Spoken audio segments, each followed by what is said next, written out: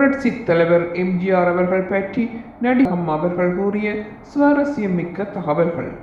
1967 காவல்காரன் திரைப்படத்தில் முதலில் புரட்சி தலைவருடன் இணைந்து நடித்த போது அவரது சிறப்பம்சங்களை பார்த்து வியந்து நின்றேன்.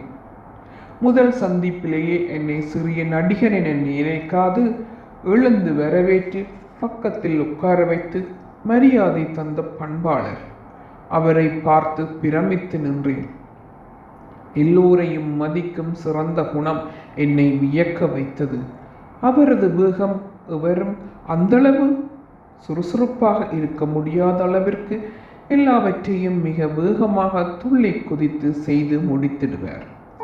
பார்க்கவே மிக ஆச்சரியமாக இருந்தது. தொடர்ந்து இதே வீணை படத்திலும் அவருடன் நடிக்கும் வாய்ப்பு கிடைத்தது. மிக பாசமாக பழகி மாறாத அன்புடன் பேசி மகிழ்ந்தார். அவருடன் நடித்தது என் வாழ்வில் மறக்க முடியாத ஓர் இனிய அனுபவம். 1944 மக்கள் திலகம் எம்ஜிஆர் அவர்கள் சினிமா வாய்ப்புகள் தேடி பல சினிமா கம்பெனிகளில் ஏறி இறங்கிய காலகட்டம். அதே நேரம் அவரின் இரண்டாவது மனைவி ஒரு டிவி நோயாளி. அவரையும் கவனித்து கொள்ள வேண்டும். ஒரு பக்கம் பட வாய்ப்புகளும் தேட வேண்டும்.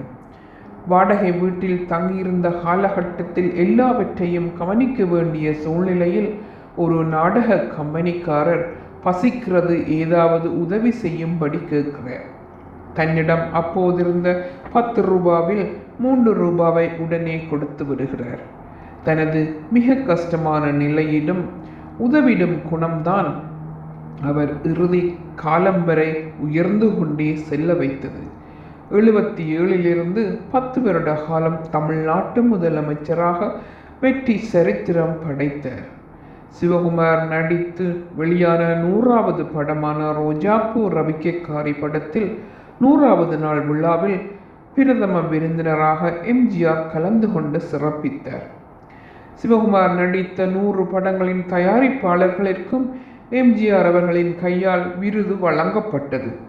முதலமைச்சராக இருந்தபோதும் பல வேலைகள் நேரமின்மைக்கு மத்தியிலும் அவர் தனது நேரத்தை ஒதுக்கி சிவகுமாரின் வேண்டுகோளிற்காக 100வது நாள் நிகழ்ச்சியில் கலந்து சிறப்பித்து சிவகுமாரது திறமைகளை பாராட்டி பேசி மகிழ்ந்தார்.